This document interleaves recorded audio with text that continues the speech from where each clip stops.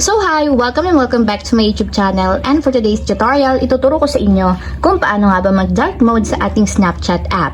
But first, can you subscribe to my channel and don't forget to hit the subscribe button and the bell to notify you for my new updates. And if want to learn more, just keep on watching and let's start. So ayan guys, for today's video, i-open lang natin ang ating Snapchat account or yung ating Snapchat app. And then, pagka-open guys, tap lang natin yung ating profile picture or yung profile ng ating Snapchat. So, ayan guys, dito naman sa pinakang profile ng ating account, tap nyo lang yung settings button na nandito naman sa upper right corner. So, pagka-tap guys, i-scroll up lang natin. And hanapin nyo guys dito yung app appearance. So, tap lang natin yung app appearance. And dito guys, pwede na kayong mamili ng appearance na gusto nyong makita sa inyong Snapchat app. So, kung gusto nyo maging dark mode, tap nyo lang yung always dark.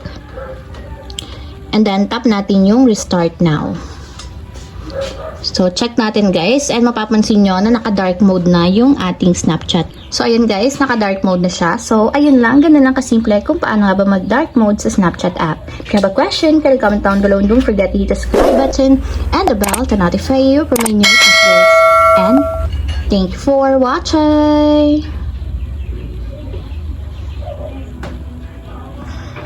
Living life, every day, late at night, not okay.